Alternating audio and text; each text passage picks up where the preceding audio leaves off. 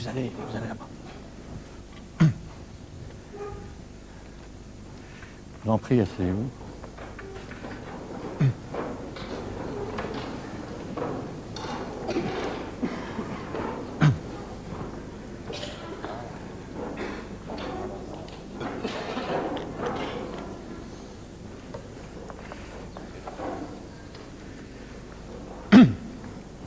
« 30 ans. À 30 ans, on est beau, plein d'allant, fort, conquérant. À 30 ans, si tout reste à faire, si tout reste à construire, déjà, les fondations sont là. Déjà, parfois, on a souffert, les deuils, les difficultés. Aujourd'hui, tous ici de Montbarreau, nous avons le même âge. 30 ans déjà, 30 ans seulement. Regardons-nous un instant. Notre nombre varie entre 1700 et 1800 au gré des circonstances. Nous sommes une seule profession, mais nous exerçons encore deux métiers. Le judiciaire, le conseil et l'assistance aux entreprises. Ici comme ailleurs, le judiciaire souffre. Certaines situations personnelles deviennent préoccupantes, tant par leur ampleur que par leur nombre. Malgré cela, le judiciaire est exemplaire. Il assume avec excellence toutes les missions qui lui sont assignées légalement ou conventionnellement. Ce véritable apostolat est rempli sans défaillance par les plus jeunes d'entre nous, par ceux qui aujourd'hui, malheureusement, n'ont pas pu rentrer dans cette salle en raison du succès de notre manifestation, par ceux qui nous regardent sur un grand écran et que je remercie profondément de leur gentillesse. Il l'est aussi, cet apostolat, rempli par les anciens secrétaires de la conférence que vous voyez à ma gauche et qui se font un honneur d'y participer. Depuis longtemps déjà, un protocole de qualité pour la défense pénale d'urgence a été signé avec le tribunal. C'est la garantie pour le justiciable que dans les Hauts-de-Seine, la défense est assurée par des avocats compétents et expérimentés, encadrés par des collaborateurs de l'ordre durement sélectionnés. Nous intervenons aussi depuis quelques mois en prison en matière disciplinaire. Il nous a paru essentiel pour les détenus que l'emprisonnement ne soit pas une période de non-droit et qu'ils bénéficient eux aussi des garanties individuelles. Depuis la création de ce barreau, nous nous sommes intéressés à la défense des enfants tant au pénal qu'au civil. Un groupe d'avocats spécialisés s'est constitué, assurant lui-même sa formation continue. Je sais que des appréciations diverses ont été portées sur l'efficacité et sur la pérennité de l'ordonnance de 1945. Notre cœur de parents, notre cœur d'avocats ne pourra jamais se satisfaire que de jeunes enfants puissent se retrouver emprisonnés. C'est une insulte à l'avenir. Mais nous sommes aussi présents en amont du judiciaire lorsqu'il s'agit d'orienter, de conseiller le citoyen. C'est ce que nous appelons entre nous l'accès au droit. Là encore, depuis toujours, nous sommes des partenaires actifs du Conseil départemental de l'accès au droit, dont je suis esqualité de bâtonnier, le trésorier. Cela recouvre une multitude d'activités, comme les consultations en mairie, dans les maisons du droit, au tribunal de commerce ou devant les conseils de prud'homme. C'est aussi l'organisation des visites de scolaires au tribunal. Ce sont les conseils téléphoniques que l'on donne aux travailleurs sociaux, ce sont les consultations pour les victimes. pour ces missions de service public, nous avons un partenaire principal, les chefs de juridiction.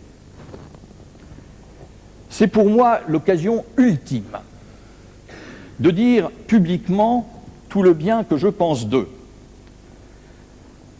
Madame le Président, ne baissez pas la tête, Madame le Président, ma mission s'achève, la vôtre continue.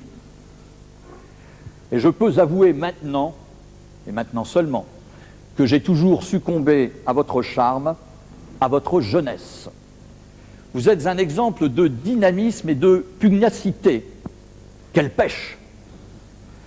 Vous êtes, Madame, structurellement honnête, pleinement investie de votre mission de juge, mais toujours dans le respect des rôles et des prérogatives des autres participants à l'œuvre de justice. Croyez bien que je vous regretterai. Monsieur le procureur de la République adjoint, nous nous connaissons depuis peu, puisque vous venez d'arriver. Mais j'ai déjà eu l'occasion de tresser des lauriers lors de son départ à monsieur le procureur de la République Yves Bott, qui nous fait le plaisir d'être ici avec nous ce soir, nouveau procureur de Paris, et vous avez sans doute constaté que je l'ai fait dans des termes assez proches de ceux que je viens de prononcer à l'égard de Madame le Président Petit. Ce n'est pas de ma part un manque d'imagination, c'est sans doute qu'ils se ressemblent. J'hésitais, c'est vrai, à reprendre ces compliments, mais par amitié pour lui et son équipe, il m'a semblé qu'il n'était pas sain de lui donner de mauvaises habitudes. Je suis persuadé, monsieur le procureur de la République adjoint, que les relations du barreau avec le parquet resteront de la même qualité que celles que nous avons connues. Comme vous le voyez, nous sommes sur tous les fronts, mais que pouvons-nous attendre en retour? Il est maintenant acquis que l'État renonce à une réforme structurelle de l'aide juridictionnelle. Des réflexions prospectives sont menées. Une nouvelle voie passant par le développement de l'assurance de protection juridique. Voilà ce que nous propose monsieur le garde des Sceaux. En attendant, il nous est demandé d'être systématiquement aux côtés des victimes d'infractions graves, sans que pour autant notre rémunération soit fixée. On nous dit que plusieurs mesures sont inscrites au projet de loi de finances de 2003. Nous verrons. Le conseil et l'assistance aux entreprises. Si l'on prend la liste des 100 premiers cabinets d'avocats d'affaires en France, sur les 6 premiers, 5 sont dans les Hauts-de-Seine, l'autre étant un transfuge partiel vers Paris. Environ 1400 avocats de mon barreau se regroupaient hier dans 6 ou 7 cabinets, se regrouperont demain dans 5 ou 6. Le chiffre d'affaires en 2001 de ces 5-6 cabinets dépasse les 618 millions d'euros. Ces cabinets ont pris la forme de sociétés commerciales. Ils sont gérés comme des entreprises. Les avocats y sont majoritairement salariés et indépendants. Je sais que cela peut surprendre. Ils sont indépendants parce que leur clientèle est plus diversifiée et plus solvable. Indépendants intellectuellement parce que bien formés. Les juristes polytechniciens, les juristes énarques, HEC, ESSEC ou autres formations complémentaires, comme les magistères ou les DJCE, sont innombrables dans mon barreau. Le niveau des études de droit s'est considérablement élevé ces dernières années. Voilà ce qui explique sans doute le développement de nos cabinets. Indépendants hiérarchiquement, parce que, paradoxalement, sous la protection du droit du travail des salariés, avec le bâtonnier comme juge de première instance. Je sais aussi que le développement passe souvent par le choix de la forme juridique, par sa dynamique. Je sais aussi que, comme toutes les entreprises, nos cabinets peuvent souffrir de la loi du marché. Une marque ou une dénomination, après avoir été porteuse, peut devenir un poids. L'affaire Enron aux États-Unis a été fatale dans le monde pour l'auditeur Andersen. En France, de manière injuste, les cabinets d'avocats Andersen International et Archibald ont subi les contre-coups jusqu'à devoir, dans l'urgence, trouver de nouvelles alliances. J'ai pu mesurer à cette occasion la rapidité de la crise, tout s'est noué en quelques jours, mais aussi l'absence de commisération pour nos confrères. Entre ceux qui nous l'avaient bien dit et plus encore ceux qui en ont profité, la confraternité se faisait rare. Vae victis. Cette fragilité n'est malheureusement pas mon seul souci. Les propos tenus par M. le garde des Sceaux à la rentrée de Paris m'inquiètent. Le secret est, vous le savez, pour nous un problème existentiel. C'est le fondement même de notre exercice. Comme pour le prêtre ou le médecin, ceux qui viennent nous voir doivent pouvoir se confier sans arrière-pensée et surtout sans crainte d'être dénoncés. C'est parce que nous savons tout que nous pouvons défendre et conseiller. Et c'est parce que nous nous taisons que l'on se confie à nous. Je ne partage pas cet idéal de transparence où l'on doit tout savoir sur tous. Je n'aime pas ces caméras, ces boîtes noires, ces écoutes, ces fouilles, ces fichiers, cette peur des autres. La directive européenne, qui traite notamment de la lutte contre le blanchiment, dans ses attendus, prévoit d'imposer à l'avocat la déclaration de soupçon dans la seule hypothèse où il sait qu'il participe à une opération de blanchiment. Le garde des Sceaux nous a dit « Toute déclaration de soupçon devra être exclue dès lors qu'elle concernerait des informations recueillies non seulement dans le cadre d'une procédure judiciaire, cela va de soi, mais aussi dans le cadre de consultations portant, selon les termes de la directive, sur l'évaluation juridique du client. » Fin de citation. Cela veut dire, par a contrario, que toute construction juridique pourra entraîner une déclaration de soupçon, à titre d'exemple. Alors qu'en France, la fraude fiscale est son recel, mais pas au Luxembourg, peut constituer une opération de blanchiment. Toute réponse à notification pourra être justiciable d'une déclaration de soupçon. Alors, plutôt que de créer contra legem une nouvelle fracture entre le juridique et le judiciaire, plutôt que d'affaiblir une fois encore la profession d'avocat au profit des banques et des autres conseils dépendants, il semblerait préférable d'uniformiser d'abord les notions de blanchiment et de combattre les paradis fiscaux qui nous entourent.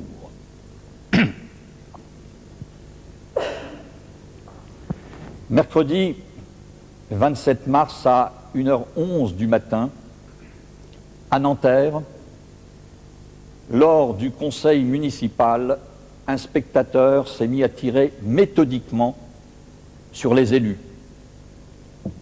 Il y aura 8 morts. Parmi eux, M. Michel Raoult, père de notre confrère Virginie Raoult-Mercier.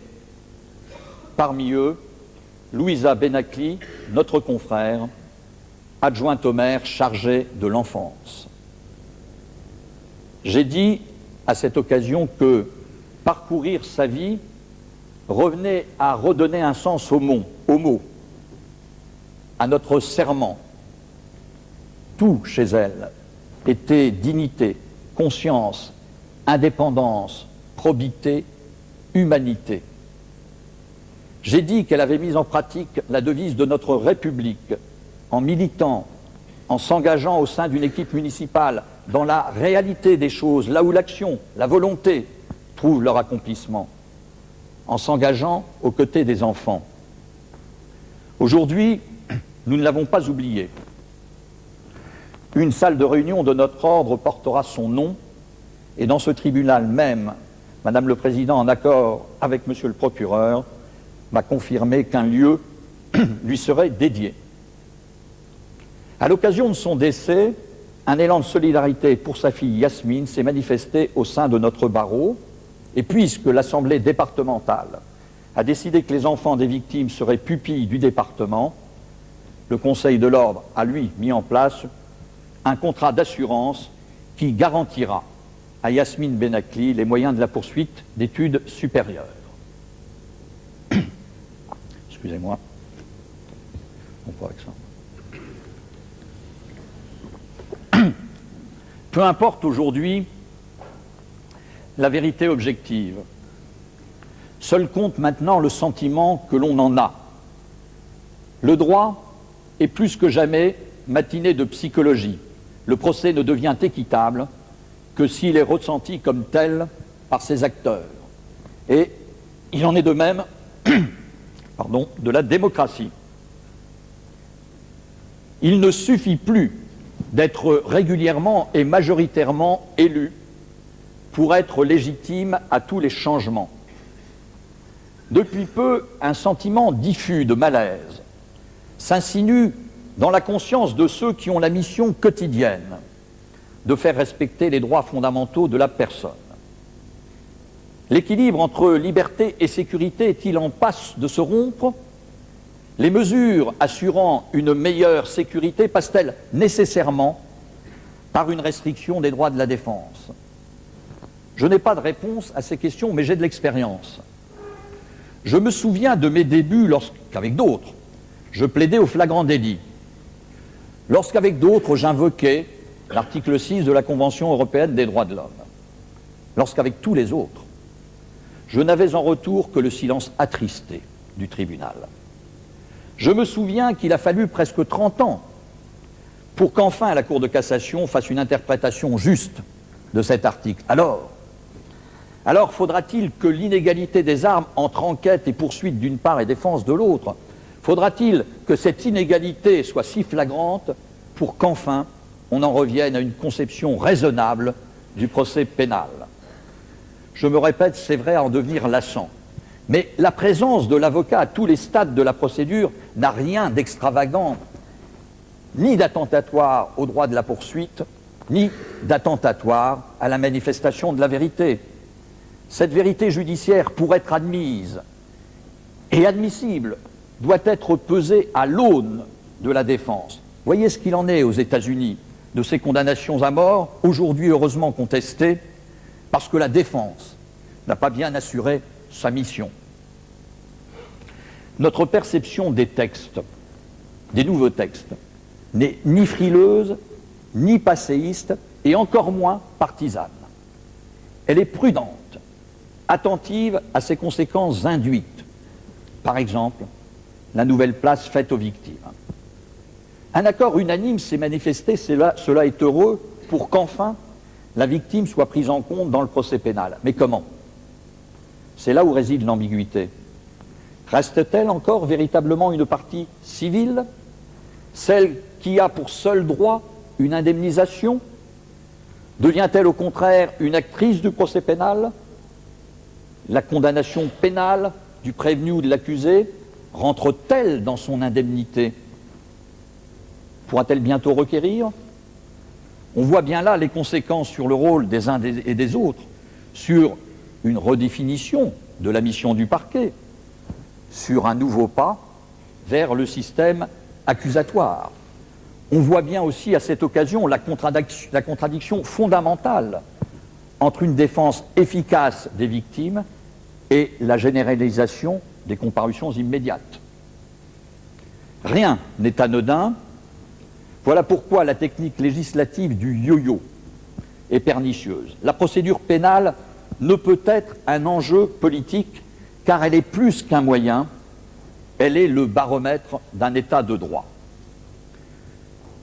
Monsieur le bâtonnier élu André Gourmelin, finalement, et tout bien considéré, je dirais volontiers, qu'un boulard ne doit pas succéder à un boulard, qu'un Matteoli ne doit pas succéder à un autre Matteoli. Je le crois profondément. Notre permanence tient à cela, à la durée limitée de nos fonctions, au respect du suffrage universel, à la différence de nos tempéraments, de nos perspectives.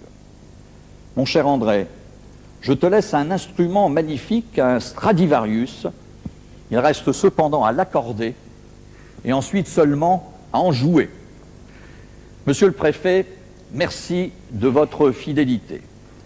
Messieurs les ministres, mesdames et messieurs les députés, mesdames et messieurs les sénateurs, monsieur le conseiller technique, mesdames et messieurs les hautes personnalités judiciaires, civiles et militaires, messieurs les professeurs, monsieur le président du Conseil national des barreaux, monsieur le président de la conférence des bâtonniers, messieurs les bâtonniers, mes chers confrères, mesdames et messieurs, si mon barreau peut aujourd'hui fêter ses 30 ans, c'est parce que des pionniers ont pris le risque de le créer, et certains sont aujourd'hui parmi nous, Madame Droit-Marie, qui est par là-bas, je crois, Monsieur le bâtonnier Descloseaux, Monsieur Visselin et Monsieur Carreau. C'est aussi parce que depuis 30 ans, bénévolement, des confrères acceptent de donner de leur temps pour le bien commun en siégeant au Conseil de l'Ordre. Qu'ils en soient tous remerciés, et aussi ceux qui ont choisi de rester ou de venir pendant mon bâtonnat. Monsieur Jacques Vergès, je recevais l'année dernière la lumière et l'espérance de la foi, le cardinal Lustiger. Cette année, je vous reçois. Et je ne ferai pas à cette occasion de référence à Sartre.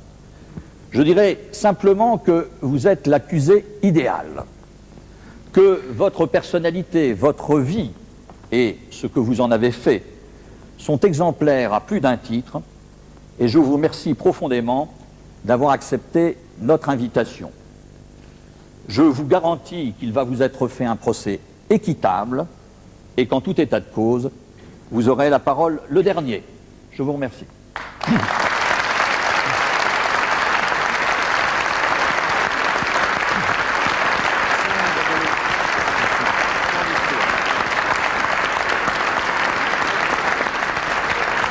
Bien.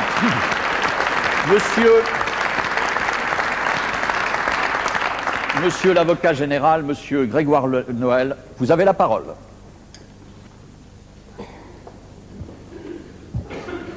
Monsieur le Président, Mesdames, Messieurs, voilà votre cour tenue de juger, pour la première fois de cette traditionnelle session de décembre, non un délinquant d'opérette, comme ces dernières années, mais un authentique criminel.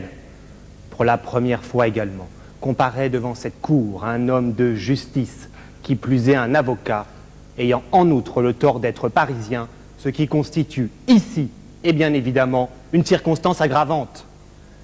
Criminel et avocat parisien, les deux vont de pair, je vous le concède. Monsieur le Président, le rôle de votre cour est-il si peu chargé pour nous infliger un pareil accusé et contraindre le parquet à venir requérir un samedi soir à bientôt 19h, deuxième circonstance aggravante. Mais ce côté-ci de la barre n'étant pas coutumier des incidents d'audience, je ne discuterai pas plus avant votre choix et requerrai donc contre l'accusé Jacques Vergès. J'ai ainsi pris connaissance du volumineux dossier de l'accusé, composé de scellés divers, parmi lesquels une vingtaine d'ouvrages et environ 7 à 8 000 interviews. Les crimes qu'il a commis sont notoirement connus. Et heureusement, puisque vos services, Monsieur le Président, n'ont même pas été capables d'obtenir son casier judiciaire, revenu avec la mention « aucune identité applicable ».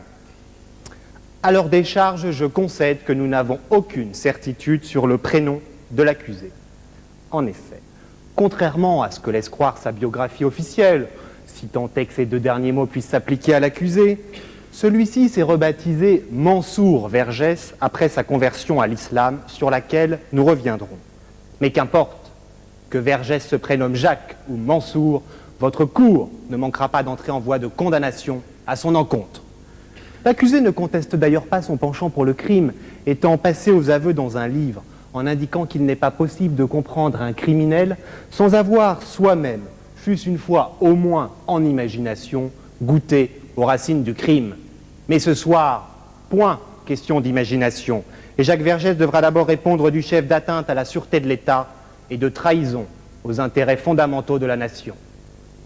En effet, l'accusé, tour à tour communiste, résistant, maoïste, stalinien, anticolonialiste, gaulliste ou tiers-mondiste, bref, véritable professionnel du retournement de veste, est un dangereux personnage qui menace sans répit l'ordre public et la sécurité intérieure du territoire national. Né en Thaïlande, d'un père réunionnais et d'une mère vietnamienne, Jacques Vergès va dès sa plus tendre enfance, au fil de ses voyages, de ses lectures avouées, Staline, Marx ou Lénine, et de ses mauvaises fréquentations, il avait le petit Raymond Barre pour camarade de classe, se frotter aux racines du crime.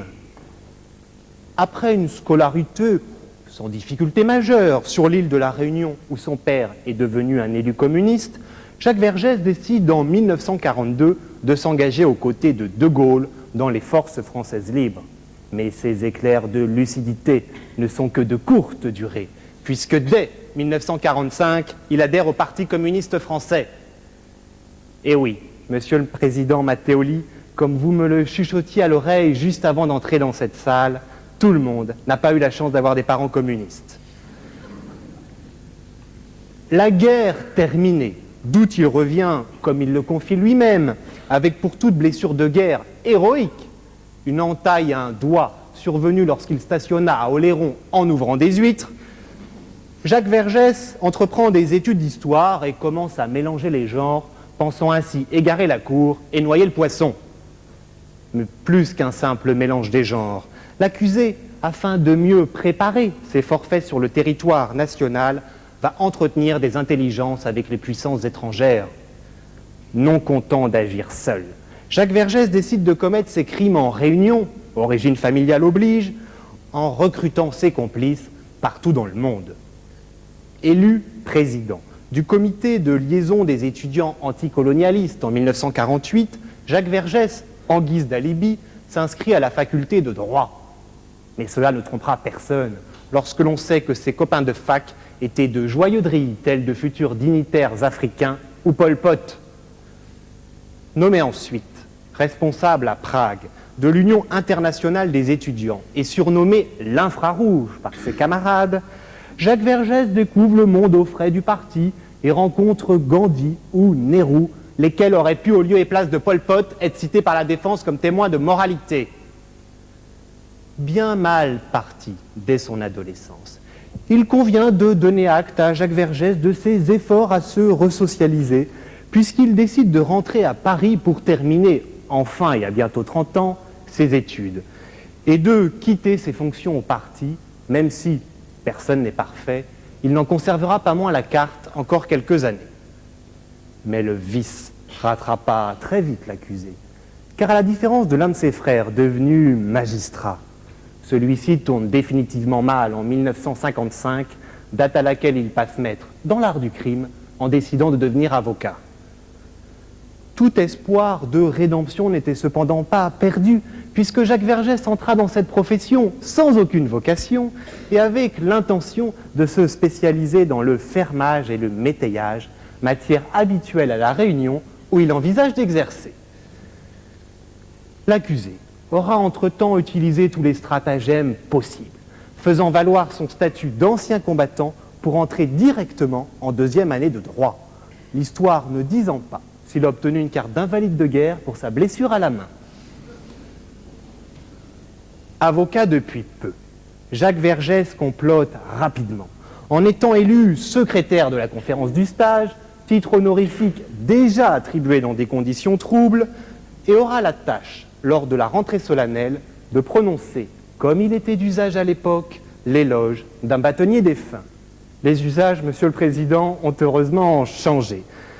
Et Papy Damien semblant encore faire de la résistance, bien qu'il ne soit pas là ce soir, le parquet fera grâce à l'accusé de poursuites pour usurpation de titre. L'entrée de Jacouille la Fripouille dans cette association de malfaiteurs que constituait déjà à l'époque le barreau de Paris coïncide avec ses premiers crimes, puisqu'il défend en 1957 devant les tribunaux militaires algériens Djamila Bouried, une poseuse de bombes. L'accusé participe ensuite au collectif des avocats défendant les dangereux membres du FLN. FLN dont les initiales correspondent, je le rappelle, au Front de Libération Nationale et non au cabinet Francis Lefebvre-Nanterre, même si ce dernier comprend, il est vrai, également de dangereux membres, dont certains ont toutefois réussi à se hisser aux plus hautes fonctions. Jacques Vergès se rend alors coupable d'outrage à magistrat et d'entrave à l'exercice de la justice, grâce à sa fameuse défense de rupture, en multipliant les incidents d'audience et dénonçant les règles de droits appliqués, usant et abusant du verbe, mais refusant d'évoquer le fond du dossier. Jacques Vergès défend pas moins de 300 personnes devant les tribunaux algériens, ce qui n'a finalement rien d'exceptionnel, puisqu'avec sa stratégie, l'accusé n'avait même pas besoin d'étudier le dossier, se contentant de resservir la même soupe, tiède, à chaque audience. Les résultats des manœuvres frauduleuses de l'accusé ne tardèrent pas, puisque celui-ci remportera immédiatement de vifs succès professionnels, Djamila Bourriette, comme la quasi-totalité de ses autres clients, étant condamné à mort. Il récidivera lors du procès Barbie, en tentant de déplacer le débat judiciaire du nazisme à la collaboration française, ou lors du procès de Milosevic, qu'il défend devant le tribunal pénal international, juridiction qu'il n'hésite pas à comparer à la justice de Vichy. Plutôt que de plaider en connivence, l'accusé fait le procès du procès en soulevant toutes les difficultés procédurales possibles et inimaginables. Quand on ne connaît pas le dossier, on plaide des nullités, c'est bien connu, monsieur Vergès. Mais, malheureusement pour vous, le tribunal joint toujours l'incident au fond, car vos arguments fatiguent. Il fatigue ainsi le pouvoir en place, qui vous traduira en 1961 devant les tribunaux et le Conseil de l'Ordre, ce qui vous vaudra 15 jours de prison avec sursis et une année de radiation. Condamné au silence pour 1 an, mais toujours content de lui, l'accusé n'hésite pas à écrire à son bâtonnier afin de l'inviter à ne pas détruire son dossier disciplinaire au cas où des étudiants voudraient faire une thèse plus tard sur le comportement des avocats parisiens durant la guerre d'Algérie. Mais je vous rassure, monsieur Vergès, le bâtonnier n'a effectivement aucune raison de détruire votre dossier disciplinaire, mais pas pour les motifs que vous invoquez, simplement parce que l'occasion ne s'est jamais présentée, en bon récidiviste que vous êtes. L'accusé semble en effet non réadaptable, puisqu'au lieu de purger sa peine, il prend la fuite avec l'aide de son ami Hassan vers le Maroc puis l'Algérie, où il adhère au FLN, fonde le journal Révolution africaine et est nommé au ministère des Affaires étrangères. Ah ça oui, durant plusieurs années, l'accusé s'implique pleinement dans les affaires les plus étrangères à l'ordre public français, aux côtés de ses anciens copains de fac, devenus depuis dictateurs africains. Quant à sa complice de l'époque, la poseuse de bombes, Djamila Bourriette, pour elle, l'avocat abandonne la stratégie de rupture pour la stratégie de connivence et laisse tomber la robe et le reste en l'épousant après s'être converti à l'islam et rebaptisé Mansour. Mansour qui signifie le victorieux en arabe. Décidément, monsieur le Président, la modestie est bien le propre des avocats. Tantôt Jacques, tantôt Mansour, tantôt Faust, tantôt Narcisse. L'accusé est un agent double, si imbu de lui-même qu'à défaut de pouvoir se mirer dans les larmes de ses clients condamnés à mort, il pactise avec le diable et prolonge son amour-propre en prenant pour femme l'égérie de son premier dossier. Djamila, touchée entre-temps par la grâce non divine, mais présidentielle, est sans doute très gravement atteinte du syndrome de Stockholm, quitte alors le statut de condamné pour devenir otage de son ancien conseil, devenu mari. Déjà bourreau des cours, l'accusé devient bourreau des cœurs. En résumé, Jacques Vergès, par ses babillages incessants, a porté atteinte à la justice et aux intérêts fondamentaux de la nation française. Il a d'ailleurs signé son crime en publiant Le suicide de la France, recueil d'entretiens avec Bernard Debré, dont le père, Michel Debré, alors qu'il était Premier ministre de De Gaulle, avait engagé des tueurs à gages pour l'abattre. Mais l'opération capota à la dernière minute. Signer un livre avec le fils du commanditaire de son assassinat, belle tentative de médiation pénale de la part de l'accusé. Mais je vous rassure, monsieur le Président, je ne procéderai à aucun classement sans suite dans ce dossier, ne serait-ce que par vengeance personnelle, puisque le parquet, uniquement par conscience professionnelle, c'est fadé, car il n'y a pas d'autre mot. Tous les livres de l'accusé, oui, tous les livres, y compris ce Suicide de la France, dans lequel celui-ci, et alors que personne ne lui demande, donne son avis sur la politique intérieure et étrangère de la France, la francophonie ou encore la décadence du pouvoir socialiste. La lecture de ce livre a d'ailleurs failli amener le ministère public à se suicider lui aussi. La vengeance du parquet sera donc inversement proportionnelle au talent littéraire de l'accusé, qui sera également déclaré coupable d'abus de confiance et de mise en danger délibérée de la vie d'autrui par la violation d'une obligation de sécurité ou de prudence. En effet, à défaut d'être un grand écrivain, l'as du crime reste un beau parleur qui utilise mille et un artifices et d'abord le verbe pour embobiner de pauvres victimes. Ses clients, Monsieur le Président. VRP de la cause perdue. Celui-ci recrute ses victimes aux quatre coins du monde et, sans doute par hasard, dans les grandes démocraties que sont la Bolivie ou la Serbie, refuge de Barbie et de Milosevic, et aux quatre coins de l'échiquier politique, défendant tour à tour une terroriste d'extrême gauche, une banquière occulte du RPR, un indépendantiste algérien ou un ancien Waffen-SS. Monsieur le Président, regardez ces pauvres Omar, Klaus et Slobodan, et tant d'autres qui ont confié à l'accusé leur bien le plus précieux, leur liberté et parfois leur vie, à charge pour lui d'en faire un usage déterminé, leur rendre à l'issue du procès. Or, je me dois de rappeler qu'en raison des effets de manche de l'accusé au cours des procès en Algérie, pas moins de 150 de ses clients ont été condamnés à mort.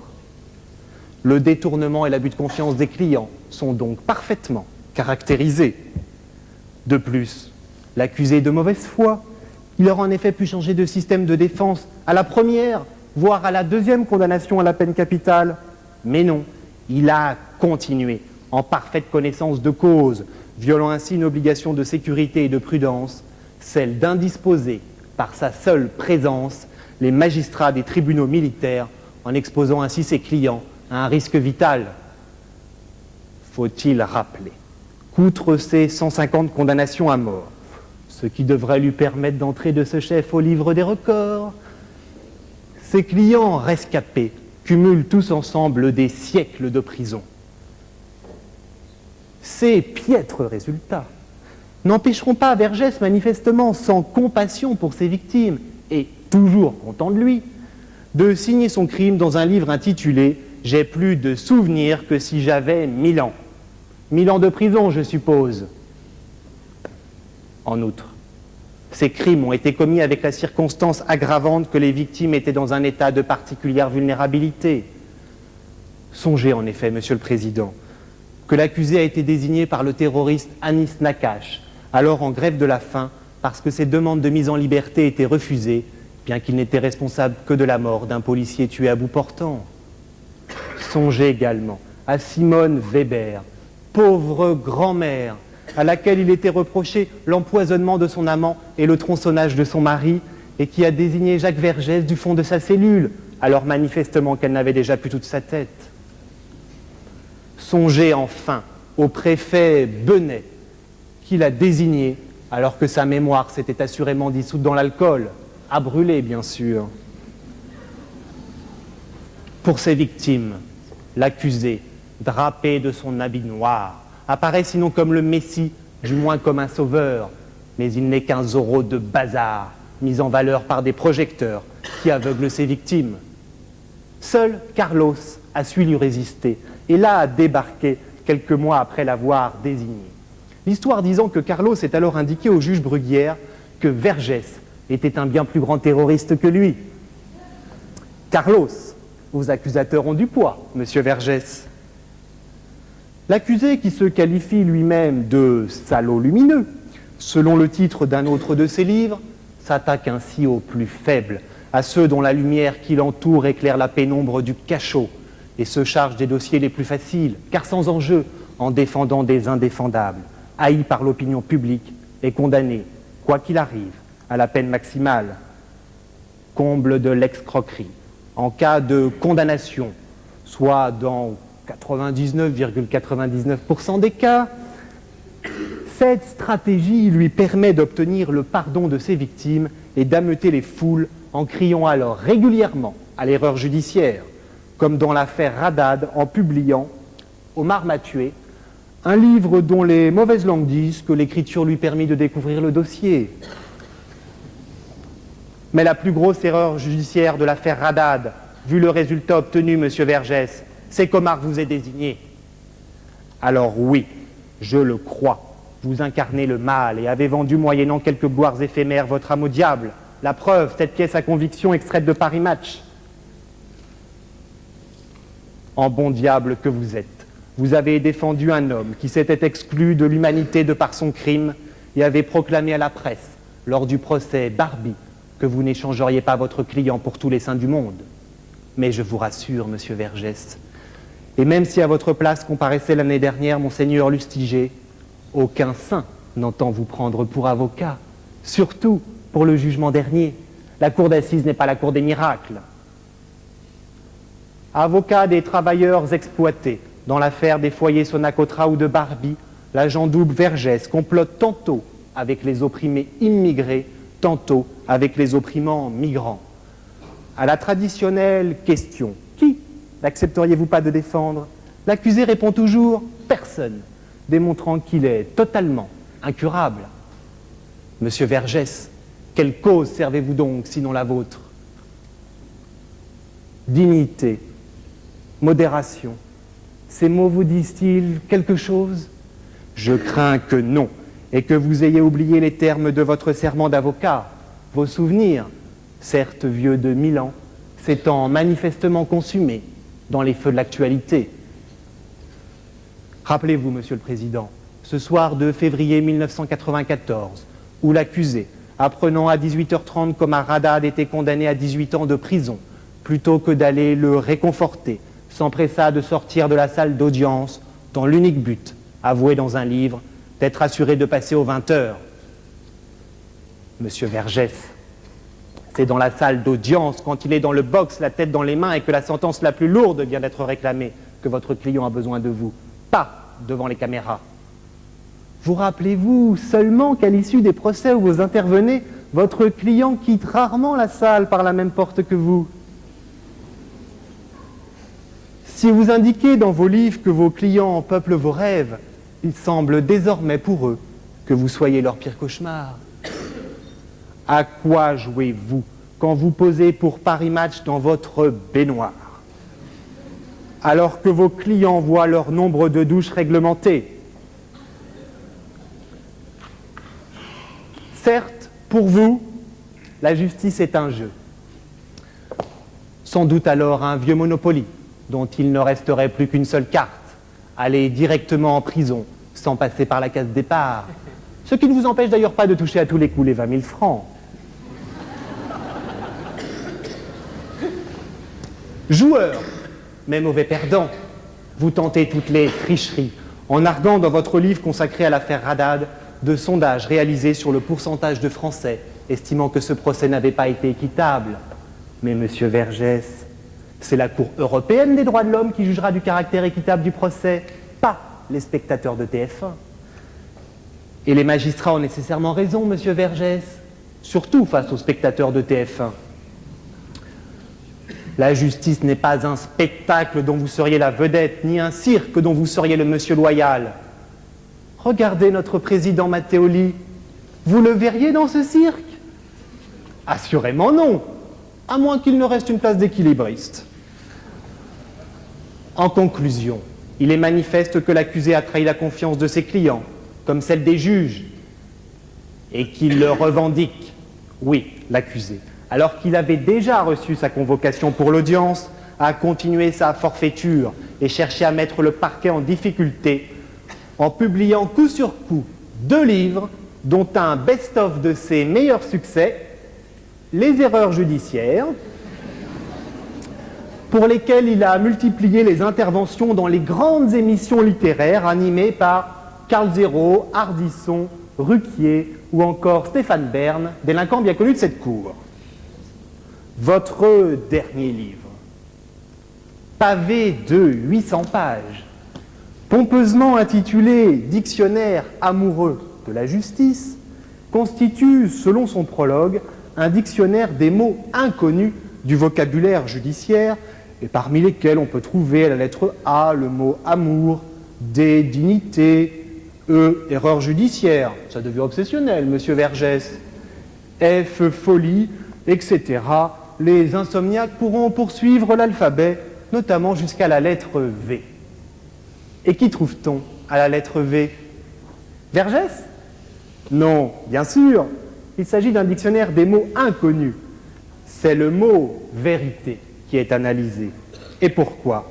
Parce que la vérité, monsieur Vergès, c'est que même si vous écrivez un dictionnaire amoureux de la justice, ce qui pourra apparaître comme une circonstance atténuante après 50 ans, sinon plus, d'une carrière criminelle bien remplie, si vous aimez la justice, elle, ne vous aime pas. Vous avez trahi sa confiance comme celle de vos confrères. Vous avez d'ailleurs écrit n'avoir aucune ambition sociale et ne pas avoir pour objectif d'être bâtonnier. Ça tombe plutôt bien. Puisque quand vous vous êtes présenté aux élections du Conseil de l'Ordre en 1996, vous vous êtes pris une sacrée veste.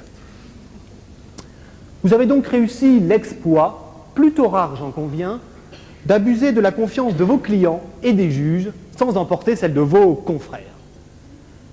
Pour l'ensemble de ces raisons, je ne doute pas que la Cour entre en voie de condamnation à l'encontre de l'accusé, qui tentera de se défendre comme il peut, ou avec qui il peut, et probablement sans évoquer le fond de ce dossier, préférant utiliser, comme à son habitude, divers artifices procéduraux. Mais n'oubliez pas, Monsieur le Président, par définition, quand un avocat n'a rien à dire, il plaide des nullités. Car sur le fond du dossier, l'accusé a refusé de s'expliquer.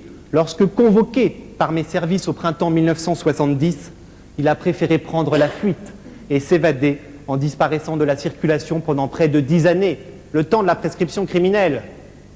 Mais Monsieur le Président, mes services ont été une nouvelle fois particulièrement rapides en obtenant son extradition 9 années après son évasion. Vergès ne bénéficie donc d'aucune circonstance atténuante, absolument aucune. Ah si, une, peut-être. Vous avez déclaré, Monsieur Vergès, regretter dans la profession d'avocat le développement des cabinets d'affaires au détriment des cabinets généralistes et des avocats pénalistes. Je vous l'accorde et partage votre position sur ce point. Mais cette déclaration, qui constitue, pour moi, une circonstance atténuante, constitue, aux yeux de la Cour, dans son actuelle composition, assurément une circonstance aggravante.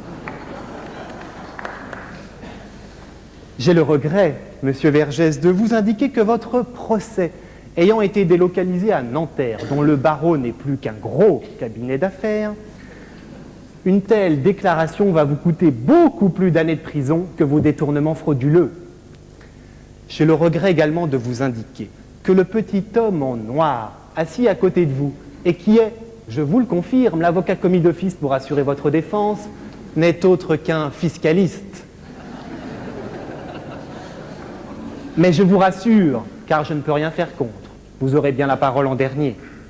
Je devine déjà que de l'autre côté de la barre, tous les moyens dilatoires possibles seront utilisés pour retarder l'issue fatale de ce procès, tant la défense n'a rien à dire sur le fond de ce dossier et que l'on tentera de prendre la foule ici présente à témoin. Mais ce soir, Monsieur Vergès, la foule est avec moi. Regardez-les. Pas moins de 700 à 800 avocats du barreau des Hauts-de-Seine sont venus assister à la mise à mort de leurs confrères parisiens. Regardez-les, tous en noir. Vous n'êtes même pas encore à terre qu'ils portent déjà le deuil. Alors, pour les 30 ans du barreau des Hauts-de-Seine, Monsieur le Président, et sous la pression de l'opinion publique ici présente, vous ne manquerez pas d'entrer en voie de condamnation et ne résisterez pas, au terme de votre mandat, si ce n'est de votre carrière, au plaisir de vous payer la tête d'un avocat parisien.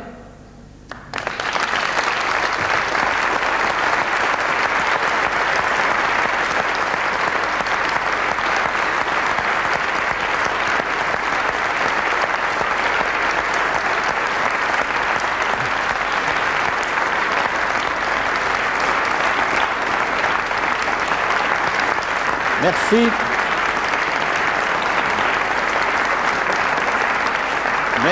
Merci.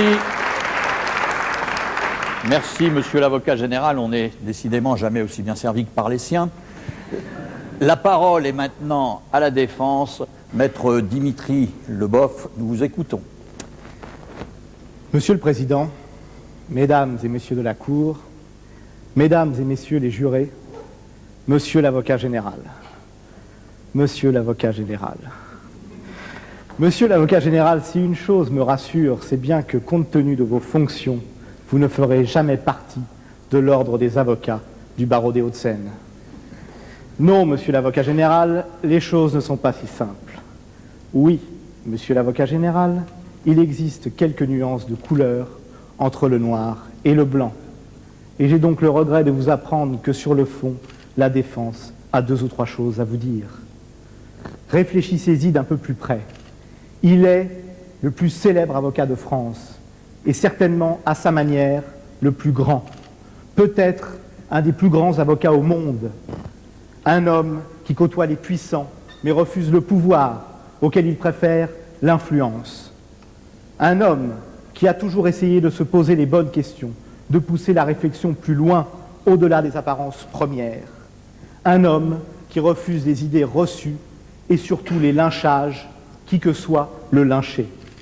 Mais aussi un amateur de Bordeaux et de Havane, de jolies femmes et de beaux costumes, d'œuvres d'art des 4 coins du monde.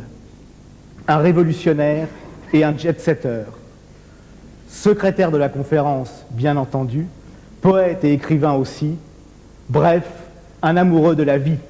Cet homme, ai-je besoin de le désigner nommément? Cet homme, c'est moi. Eh bien, pourquoi pensez-vous qu'un homme comme moi accepterait de défendre ce second couteau de la plaidoirie?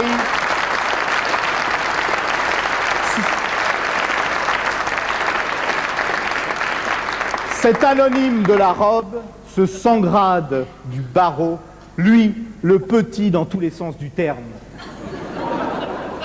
Pourquoi accepter de défendre l'avocat des causes perdues et des ordures? Car oui, Jacques Vergès est l'avocat des salauds. Mais monsieur l'avocat général, tous ces dossiers immondes qui jalonnent sa carrière, tous ces procès du mal, ben il les perd. Même les fastoches, même quand le gars n'avait rien fait comme le jardinier marocain. Ah, je vous le dis, monsieur l'avocat général, Vergès en défense, les crapules en souffrance. C'est à double tour qu'ils sont enfermés, tous ces voyous qui ont suivi ses conseils et pour lesquels il a plaidé. Encore 10 ou 15 ans d'exercice, et il sera possible, grâce à mon client, de se promener la nuit tombée dans notre beau pays. Merci qui? Merci, monsieur Vergès. Je tentais là, bien sûr, de vous convaincre sur l'autel de la connivence, mais je vous vois sceptique. Et c'est finalement tant mieux, car j'ai bien compris que ce procès a quelque chose de, de spécial, que l'air ce soir est électrique, que le public s'est pressé pour partie et a refusé de venir pour une autre partie, mais dans les 2 cas de figure, pour le même motif. Parce que tout cela n'est peut-être pas de très bon goût, j'en conviens, alors arrêtons les faux semblants et passons à la rupture. Et recommençons par le commencement. Pourquoi accepter d'assurer cette défense? Parce que le défendre, c'est essayer de le comprendre. Et essayer de le comprendre, c'est tenter de résoudre une équation à 2 inconnus particulièrement complexes et qui hantent mon esprit depuis des années maintenant. Jacques Vergès égale avocat de la Jacques Vergès égale, c'est une équation très complexe, résistance plus avocat de Barbie. Pour résoudre une telle équation, je me dois moi aussi d'apporter à mon tour mon éclairage sur sa jeunesse. Car bien avant d'être un enfant de la télé, monsieur Jacques Vergès était un enfant de la colonisation. Et vous le rappelez à juste titre, monsieur l'avocat général, l'accusé est né des amours d'un consul de France et d'une Vietnamienne dans une société réunionnaise qui tolérait assez mal la demi-mesure. Rappelons-nous que l'on est à l'époque où monsieur Léon Blum parle du devoir des peuples supérieurs à aider les peuples inférieurs. Nous sommes en effet en 1925 lorsqu'il naît, enfin à peu près, On n'est jamais vraiment sûr de rien lorsque l'on a pour client Monsieur Jacques Vergès. Sa mère est jolie et il n'aura que trop peu de temps de la connaître. Et comme elle est jaune, elle n'a pas besoin de porter une étoile de la même couleur, dixit son fils, qui nous fait ainsi part de son parfait sens de la provocation et de son irrespect des dogmes, de tous les dogmes. Son père est médecin, communiste, franc-maçon, président de la Fédération réunionnaise de la Ligue des droits de l'homme. Aujourd'hui, on dirait un cumulard. Et il va, par sa personnalité, façonner les idées de son fils et son avenir. Il est d'ailleurs cocasse de voir à quel point nous cherchons, chacun à notre manière, à tuer le père, puisque l'accusé est aujourd'hui le pourfendeur des droits de l'homiste, auxquels il préfère les dignitistes, ceux qui s'attachent à la dignité de l'homme avant de s'attacher à ses droits. Oui, aux droits de l'homme, M. Jacques Vergès préfère leur dignité, notion plus universelle et donc plus légitime à appliquer dans le monde entier. La dignité n'est pas en effet ce kit accompagné de son petit mode d'emploi et qui impose ici d'appliquer le droit de là-bas, à défaut d'y appliquer la justice, d'appliquer le droit de là-bas, disais-je, quelles qu'en soient les conséquences. Surtout, il n'est pas l'icône au nom de laquelle on appalmait les enfants vietnamiens hier ou l'on affame les enfants irakiens aujourd'hui. Le seul engagement de sa vie, c'est l'anticolonialisme, nous apprend le juge Thierry Jean-Pierre, qui ajoute, c'est très profond chez lui, depuis l'enfance. Son seul combat est l'anticolonialisme. Mais qu'est-ce que le combat de l'anticolonialisme, mesdames et messieurs les jurés? C'est le combat de l'humanité. Et le combat de l'humanité, c'est le combat de l'identité, de la richesse de l'identité face à tous les clonages et à tous les avilissements. C'est un combat qui repose sur un ou deux postulats assez simples finalement. Tout d'abord, l'homme n'est qu'un, et ensuite, je cite, « Mon bonheur, c'est les autres », paraphrasant ainsi l'agité du bocal, comme disait Céline à propos de Sartre. Céline dont Malraux, j'ai décidé de mettre toutes les références littéraires dans la même phrase, dont Malraux donc aimait à dire qu'il était à la fois un génie et un pauvre type. Belle définition qui me rappelle quelqu'un, à condition là encore de la paraphraser. Jacques Vergès est un avocat génial et un type pauvre, pauvre de l'atypisme, pauvre de la différence, celle d'être un colonisé parmi les colons dès sa plus tendre enfance. Outre son père, sa mère et ses origines, c'est la guerre qui va fléchir son destin. Et la guerre est pour lui un grand terrain de jeu. Même s'il y rencontre, et peut-être aussi parce qu'il y rencontre à 17 ans, pour la première fois de sa vie, la faim, le froid, la peur, oui, la guerre est un grand terrain de jeu. Vous le croyez cynique, et moi avec lui, et pourtant, réfléchissez encore, mesdames et messieurs les jurés, il est vrai que la guerre est une atrocité, pardon pour mes opinions de chanteur de variété engagé, la guerre est une atrocité, disais-je, et spécialement celle-ci, qu'il mène alors qu'il n'a que 17 ans. Mais le vrai cynisme n'est-il pas celui de celles et ceux qui ont eu pendant cette époque mieux à faire que de combattre, ou plutôt qui ont choisi la facilité dans la collaboration, tous ceux qui ont mis 5 à 6 ans avant de choisir un camp? Alors, ne jetons pas l'anathème sur celui que l'aventure exalte et relevons toujours la complexité de l'être humain, pour ne pas dire du français, pour ne pas dire de l'avocat français. Relevons l'attirance pour une certaine morbidité de celui qui a la faculté de chanter les pieds dans le purin, tel le coq qui est son emblème. Mais comment faire comprendre cela aux plus jeunes et au bâtonnier Damien, qui n'est pas là ce soir? Je pourrais, pour ce faire, aller chercher du côté du symbolisme de Rainer Maria Rilke, que mon client affectionne tant, mais je préfère, pour que tout le monde comprenne, prendre un autre exemple. La guerre, c'est un peu comme le loft. Dans l'action, tu te coltines des trucs pas marrants à faire, la vaisselle pour 12, il faut jouer les petits chefs, faire des calculs de bas étage pour essayer d'aller le plus loin possible dans le jeu, et ensuite, quand tu en sors, le reste, c'est que du bonheur. Pour autant, à la fin de la guerre, Jacques Vergès n'a pas sorti un duo avec Phil Barnet, ni eu son show télévisé en access prime time. Ça, il a attendu encore un peu. Il a simplement décidé de mener plus que jamais sa vie en toute indépendance, en franc-tireur partisan, de laisser son libre arbitre faire les choses. C'est la raison pour laquelle il a, tout naturellement, embrassé la profession d'avocat, donc non pas par hasard, comme vous le soutenez à tort, monsieur l'avocat général, mais pour éviter de voir se reproduire les humiliations dont il a pu être le témoin, pour vivre libre et essayer d'apporter plus de liberté autour de lui. Surtout pour être aux côtés de ceux qui souffrent et pour se démultiplier avec eux. Baudelaire avait inventé la double conscience, sorte d'apparition divine à soi-même. Jacques Vergès invente la conscience kaléidoscopique, sorte d'apparition divine aux autres. Il le sait, il sera dorénavant toujours du côté des lynchés. L'accusé le dit lui-même, et je le cite, « Ma position est d'être seul contre tous, parce que la justice est exercée au nom de tous. Il y a dans tout acte judiciaire un côté de lynchage que je refuse. Je suis toujours du côté du lynché, et ceci s'applique aussi bien à des procès qui ont lieu à l'est qu'à l'ouest, au nord qu'au sud. » Et les lynchés sont, à l'époque, les combattants de l'Algérie indépendante. Car le FLN représente alors la faible tentative faite par certains pour retrouver leur dignité. Je n'irai pas plus loin dans son évocation, car je ne suis pas là pour vous donner un cours d'histoire, mais bien pour vous faire la leçon. Et je ne m'en tiendrai dans ces conditions qu'à l'évocation d'un confrère qu'aime à faire l'accusé, celui d'Amokran Ould Aoudia, tué d'une balle dans le cœur dans le couloir d'un immeuble de bureau au 8 rue Saint-Marc à Paris, à 9h du soir, un jour d'été 1959. C'est tort, être arabe et soutenir le collectif de défense du FLN. Mon client aussi devait y passer, il aime à rappeler qu'il était le deuxième, pas le second, sur la liste.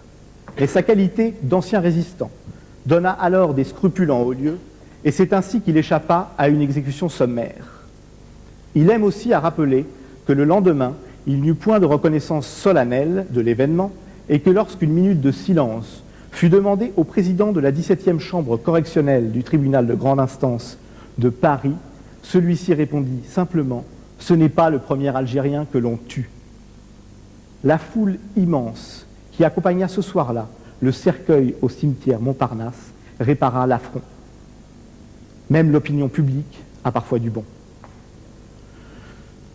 J'ai pris cet exemple car il est plutôt parlant pour notre aréopage et pour vous dire que oui, on peut être fiscaliste et se réclamer d'une certaine tradition, que l'on peut être fiscaliste et tenter d'avoir du cœur. Et une chose encore, toujours à propos de la période algérienne, appelons-la comme cela. Croyez-vous vraiment que le dialogue eût été possible, de quelque manière que ce soit, si un autre avocat était intervenu en lieu et place de mon client ou si un autre système de défense avait été adopté? Si les dossiers avaient été plaidés et non les circonstances, pensez-vous que mon client aurait eu la moindre chance de succès? Croyez-vous vraiment qu'arguer de la jeunesse difficile des Félagas leur aurait été d'un quelconque secours? Pensez-vous réellement que les juges étaient particulièrement bien disposés avant d'apprendre que les délinquants seraient finalement défendus par M. Jacques Vergès? Alors oui, monsieur l'avocat général, dans ces conditions, il attente à la sûreté de l'État, puisque vous voyez les choses ainsi. Mais il attente à la sûreté de l'État. Si et seulement si, pour de mauvais motifs, l'État n'a pas le même point de vue que lui. Il n'est pas pour autant un stakhanoviste de la pensée séditieuse, et je le prouve par un exemple, Barbie. Je dois vous dire, monsieur le Président, qu'une chose me déplaisait particulièrement dans le cas de la défense de Barbie, c'est cette complaisance face à l'accusé, pour des raisons que la pudeur m'empêche de dévoiler, mais que ceux qui peuvent me voir ce soir de profil comprendront aisément. En effet, je pensais que mon client était de ceux qui abusaient de la politique du deux poids deux mesures, cette défense qui consiste à rétorquer à celui qui reproche le nazisme que les officiers pendant la guerre d'Algérie se sont eux aussi mal comportés. Mais il n'en est rien. Dans sa plaidoirie des derniers jours du procès Barbie, il dit, et je le cite, « Les massacres ne se justifient ni ne s'annulent réciproquement, les hécatombes des guerres coloniales n'effacent en aucune façon celles d'Auschwitz. » Et ce n'est donc pas pour donner un coup de pied dans la fourmilière des idées, ou pire, pour faire avancer la cause du révisionnisme, qu'il assure cette défense. S'il accepte d'assurer cette défense, c'est qu'il tente en premier lieu par son action de voir si notre seuil de tolérance théorique correspond réellement à notre seuil de tolérance pratique, lorsque nous avançons que oui, tout le monde a le droit d'être défendu. Tout le monde a le droit d'être défendu? Soit. Eh bien moi je défendrai Klaus Barbie, nous dit mon client.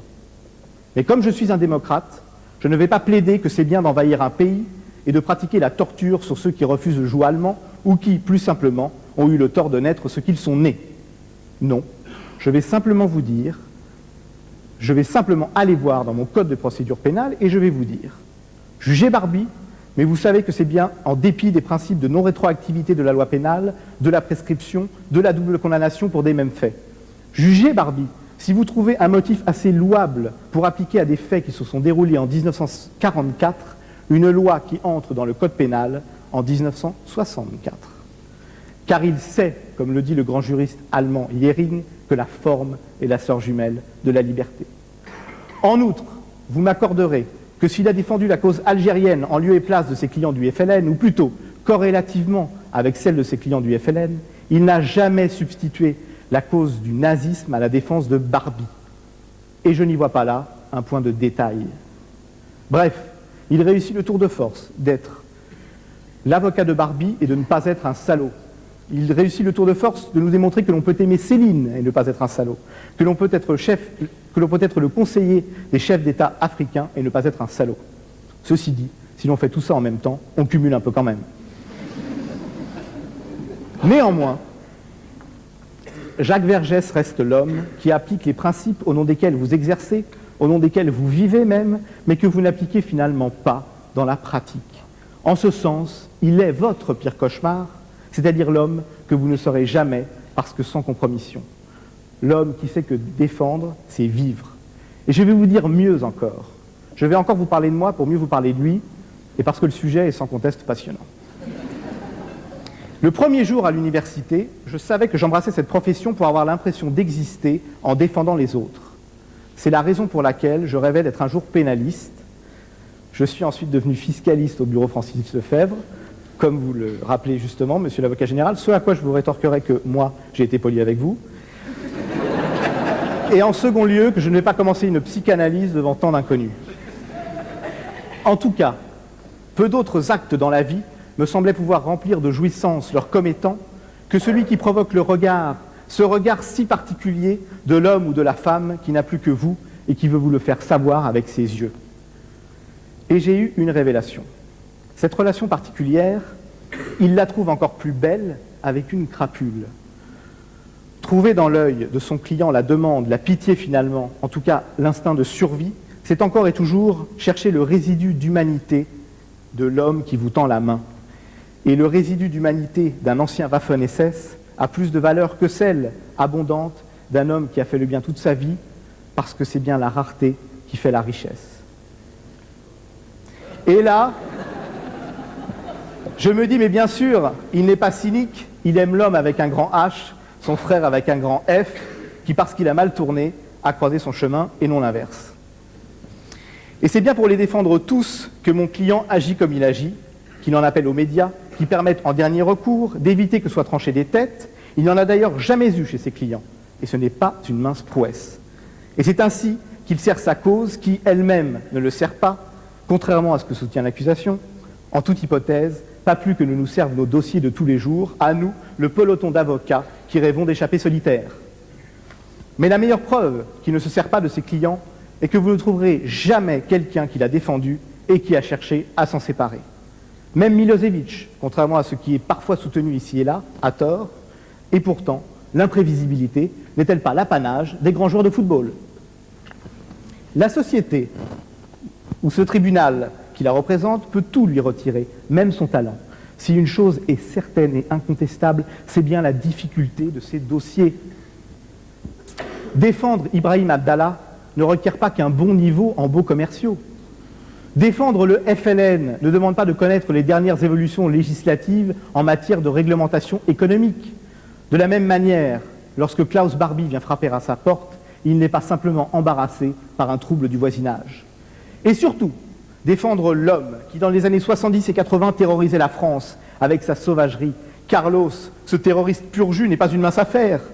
Rappelez-vous ces appels au meurtre les plus terribles, je cite, « Tire-li-pimpon sur le chihuahua, tire-li-pimpon, un coup en l'air, un coup en bas, montre tes castagnettes, moi je te montre mes ananas », hymne évident au capitalisme sauvage.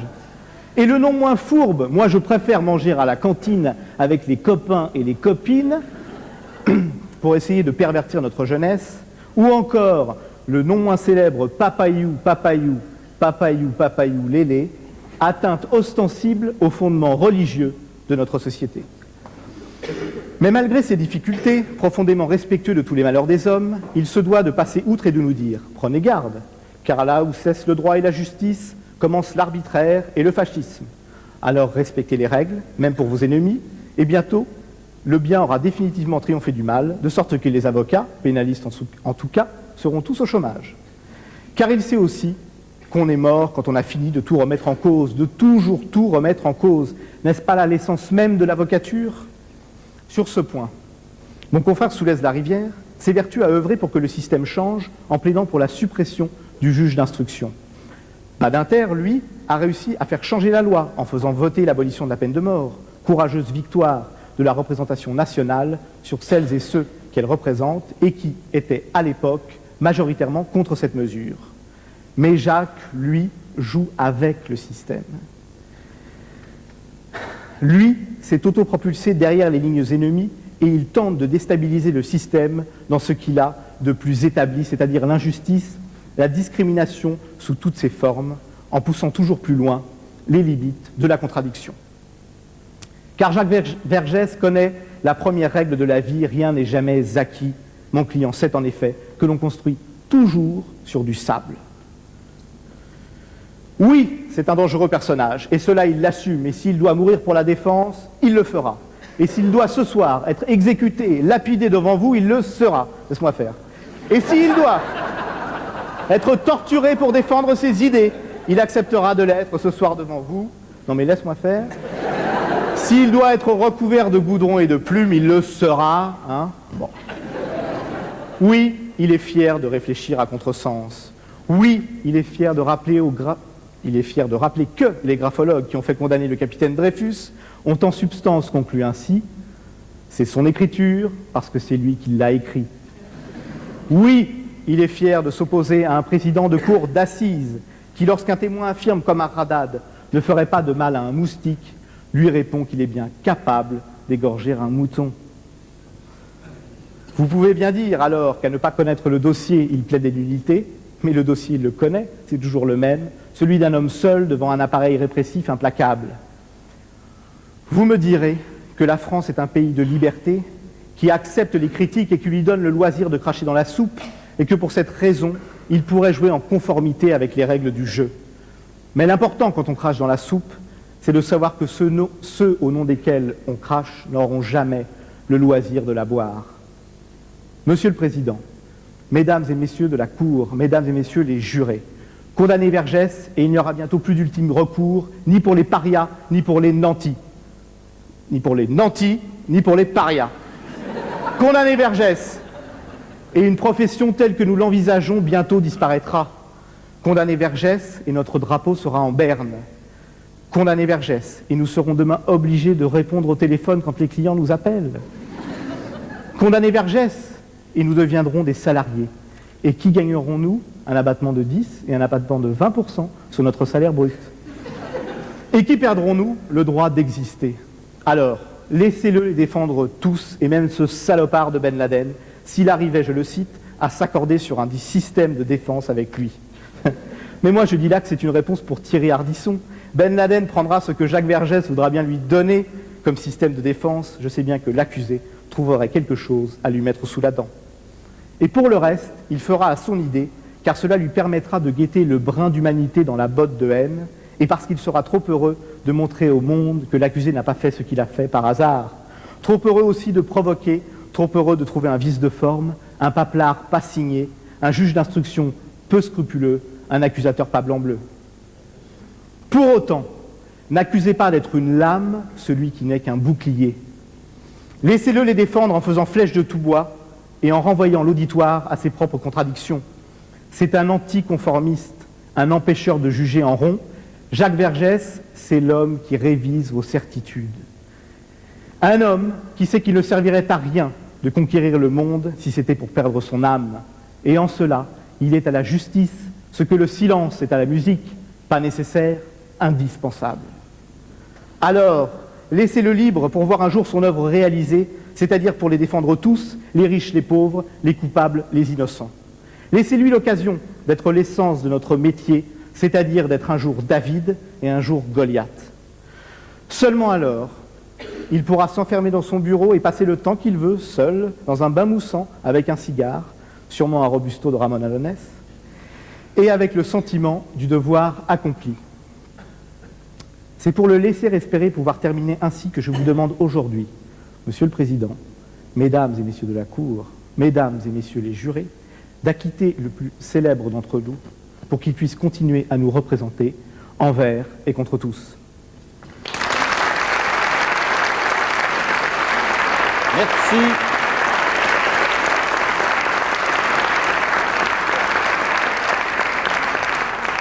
Merci. Merci mon cher maître. Monsieur Jacques Vergès, vous avez la parole, le dernier, comme je l'avais promis. Monsieur le Président, Madame, Messieurs les conseillers, Mesdames et Messieurs les jurés, je voudrais vous dire quelques mots avant que vous ne délibériez sur mon sort. Monsieur l'avocat général m'a reproché ma double naissance, et c'est vrai, je ne sais pas si je suis né en 1924 ou en 1925. Il m'a reproché ma double origine, et c'est vrai, j'ai un père réunionnais et une mère vietnamienne. Il m'a reproché mon double nom, et c'est vrai que je me suis appelé Jacques et que je m'appelais Mansour. Il m'a reproché enfin d'être parisien. Et de tout cela, il a conclu que j'étais à la fois le Dr Jekyll et surtout Mr Hyde. Ce raisonnement, à mon avis, est extrêmement intéressant. Monsieur le Président, Madame et Monsieur le Conseiller, Mesdames et Messieurs les jurés, car c'est le raisonnement type qui mène aux erreurs judiciaires. Dès le départ, celui qui juge et qui cherche n'a pas un compas dans l'œil, mais une erreur. Et à partir de cette erreur, il va construire un système logique d'une logique folle. C'est ce qui s'est passé au cours des âges. Calas était protestant, donc il a tué son fils. C'est pas plus difficile que cela, et puisqu'on ne trouve pas de témoins, à l'église, on va faire un appel, une fulminatio, pour que des témoins se présentent pour l'accuser, à défaut de quoi il serait excommunié. Dreyfus, son écriture ressemble à celle du Bordereau, mais n'est pas tout à fait celle du Bordereau, mais l'expert vous expliquera que c'est son écriture, puisqu'il l'a changée exprès. Et le colonel Sander, chef du bureau, de ce qui était le deuxième bureau, dira « J'aurais dû m'en douter ». Dans une affaire récente, l'affaire d'Alouche, un dealer est tué, on trouve un toxicomane. Manifestement, c'est logique. Le procureur général de Montpellier le disait, il y a là une logique du dossier. Un dealer ne peut être tué que par un toxicomane. Et comme le toxicomane a le cerveau un peu troublé, on lui demande ce qu'il faisait le soir du crime. Et il donne un alibi qui s'avère faux. On ne dit pas, il a le cerveau en compote, on se dit, il ment, donc il est coupable. Il a pourtant dit, de temps en temps, je vais dans des hôpitaux psychiatriques. Mais à quoi bon contrôler, puisque la logique du dossier est là contre lui, comme ma double naissance, ma double origine est contre moi. Eh bien, à la fin, on a trouvé, ses parents ont retrouvé, après qu'il ait fait quelques années de prison, un document qui établissait que le soir du meurtre, effectivement, il était enfermé dans une clinique psychiatrique et qu'il avait perdu la mémoire. Alors, ce récit qu'on vous a fait à mon sujet, c'est le récit parfait de l'erreur judiciaire. C'est un récit imaginaire fabriqué par quelqu'un qui n'a pas d'imagination. Alors le récit est linéaire. Il n'y a pas ces imprévus, ces obstacles de la vie, ces choses surprenantes. Non, c'est parfaitement linéaire. Et les mobiles qu'on invoque sont toujours des mobiles d'une platitude extrême. C'est l'argent, le sexe, la drogue, ou bien alors, quand on ne peut plus, quand ces trois explications ne suffisent pas, l'explication devient une explication irrationnelle. Il a eu un raptus. Il a pété les plombs, comme j'ai entendu dire dans un procès récent concernant un préfet. Dans cette situation, quand vous vous trouvez devant donc ce n'est pas toujours le cas, mais quand vous vous trouvez devant ainsi des procureurs sourds aux arguments logiques, aveugles à l'évidence, et que par esprit de corps des magistrats risquent de les suivre, il est bien évident qu'à ce moment-là, le seul recours, c'est de faire appel à l'opinion. Parce que là, les armes sont égales. Et M. l'avocat général a rappelé tous mes clients condamnés à mort pendant la guerre d'Algérie, c'est vrai, mais je n'ai pas eu ce privilège d'accompagner un seul d'entre eux à la guillotine. Tout simplement parce que l'opinion avait été alertée à leur sujet et que les exécutés auraient posé quelques complications politiques. Je sais que si j'avais pu les accompagner et ensuite écrire un livre sur la douleur que j'ai éprouvée, j'aurais été sacré humaniste. Et malheureusement, le destin était contre moi. Je n'ai même pas eu ce privilège. Et ici, cet appel à l'opinion, ce que j'appelle la rupture, ce n'est pas mon invention. Certes, je l'ai conceptualisé. Mais Socrate, déjà à son procès, offrait une défense de rupture quand il disait au juge « Je sais que vous auriez préféré que je vinsse ici, avec ma femme et mes enfants, pour vous arracher des larmes. Mais cela, je ne le ferai pas. Je ne le ferai pas parce que ce serait indigne de moi et indigne de la cité. Vous discutez mes idées, eh bien discutons-en. » Et c'est ce qu'il a fait. Donc c'est la première défense de rupture. Mais ensuite, dans notre histoire, il y a Voltaire. Voltaire, que fait Voltaire sinon médiatiser l'affaire Calas? Que fait Zola sinon médiatiser l'affaire Dreyfus? Et donc là, il y a toute une tradition. Et puisqu'on a voulu évoquer mon enfance dans une île lointaine sous les cocotiers, je dirais aussi que si je me suis engagé en 1942 dans les forces françaises libres, c'est que je suis également pénétré, convaincu de l'exception française. Je suis convaincu absolument, et je pense qu'il y a là une exception qu'il faut défendre. Et c'est sa tradition que je rappelle à propos des procès de rupture. Mais ce soir, je ne serai pas devant vous, Monsieur le Président, Madame et Monsieur le Conseiller, Mesdames et Messieurs les jurés, je ne ferai pas une défense de rupture. Parce qu'avec vous, un dialogue est possible, tout au moins avec les jurés. Vous savez que les jurés, c'est l'opinion. Les jurés n'ont pas de solidarité corporatiste avec le juge d'instruction, la chambre de l'instruction. Les jurés, c'est l'homme de la rue, au nom de qui on prononce une condamnation. Et d'ailleurs, tous les pouvoirs autoritaires se sont méfiés des jurés. La composition de la Cour telle qu'elle existe aujourd'hui, mesdames et messieurs les jurés, est un héritage de Vichy. Parce que le véritable jury démocratique, c'est 12 hommes et 12 femmes qui discutent après un débat pour savoir si l'accusé est coupable. Et qui ensuite discutent avec les magistrats pour savoir, à partir de leur conviction, quelle est la peine qui s'applique. C'est Vichy qui s'est méfié. Vichy a mis 6 magistrats et 6 jurés. Et puis à la Libération, une cote mal taillée, 9 jurés et 3 magistrats. Eh bien, je vous dirai, mesdames et messieurs les jurés, ce soir, suivez le conseil que Maurice Garçon donnait à Perpignan au procès de Marguerite Marty.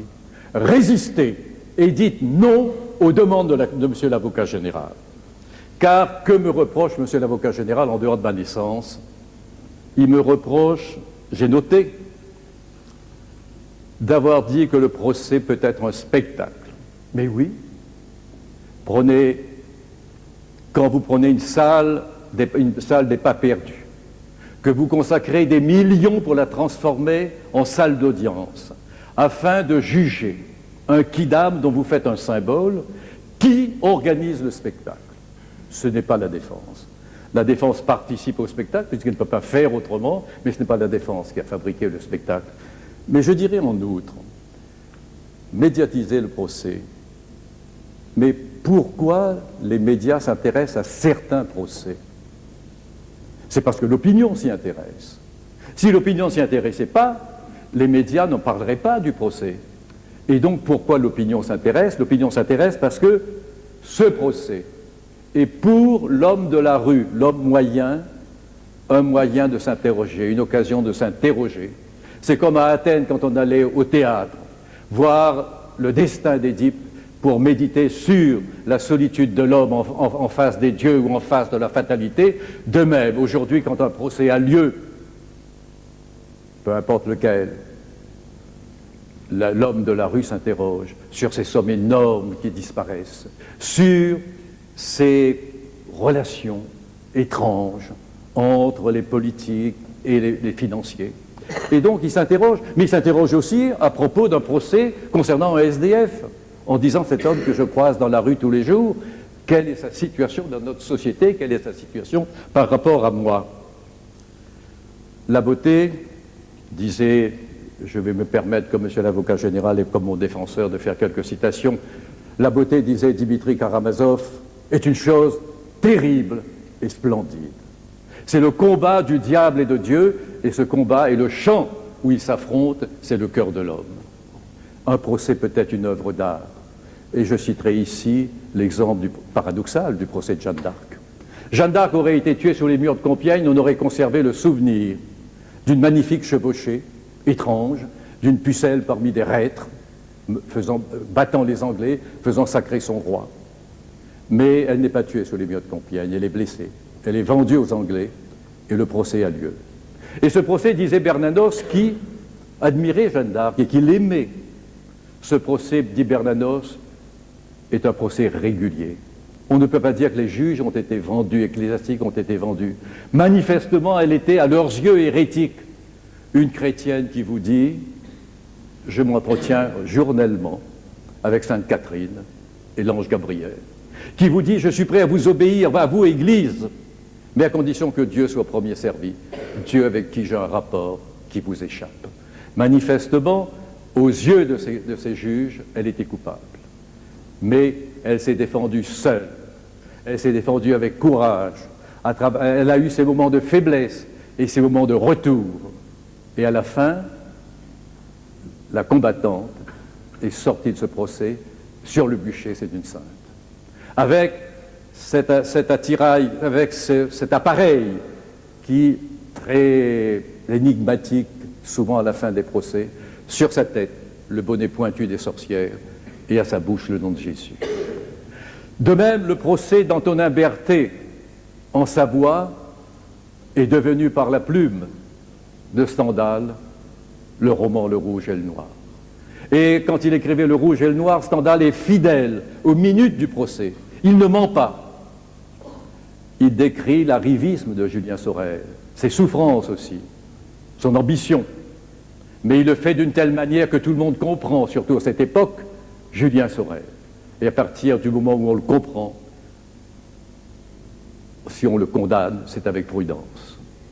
Donc le procès peut être une création, mais le procès peut être aussi un jeu.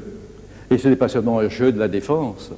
Quand on juge en 1919, devant la cour d'assises de la Seine, Raoul Villain, l'assassin de Jean Jaurès, et que la cour d'assises répond à la question « Raoul Villain a-t-il commis un meurtre volontaire sur la personne de Jean Jaurès, un homicide volontaire ?» répond « non ». Et que la veuve de Jean Jaurès est condamnée aux dépens du procès. Et que la chambre criminelle de la Cour de cassation confirme cette décision. Nous avons là manifestement un jeu décevant, mais un jeu. Une vérité judiciaire qui apparaît comme différente de la vérité tout court, de la vérité historique. Alors, j'en ai terminé, je ne veux pas abuser de votre patience. Qu'est-ce qu'on me reproche? On me reproche peut-être de négliger le Dalloz, ce qui n'est pas le cas, mais d'aimer les poètes aussi. Mais comment voulez-vous juger la vie pantelante des gens qui sont présentés devant vous, si vous n'avez pas l'aide des romanciers et des poètes? Et je dirais que ce qui m'a guidé, c'est paraphrasant Aragon, ces vers d'Aragon que j'ai transformés pour mon propre usage. Vous connaissez ma mégalomanie. Que ma plaidoirie soit dans les lieux sans amour, où l'on saigne, où l'on trime, où l'on crève de froid, comme un air murmuré qui rend le pied moins lourd, un café noir au point du jour, un ami rencontré sur le chemin de croix. Pour qui plaider vaudrait-il vraiment la peine, si ce n'est pas pour ceux dont tu rêves souvent, et dont le souvenir est comme un bruit de chaîne, la nuit s'éveillant dans tes veines, et qui parle à ton cœur comme au voilier le vent.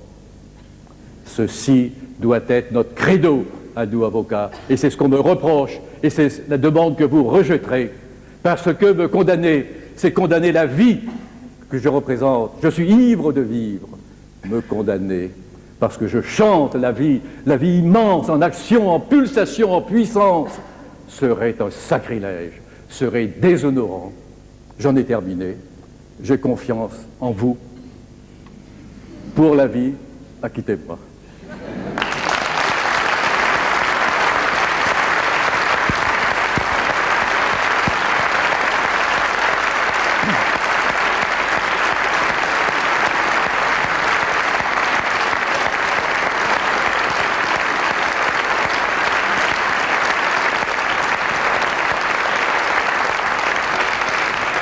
Bien. Comme d'habitude, on oubliera de juger et je vous invite à nous retrouver à côté. Merci beaucoup. La séance est levée.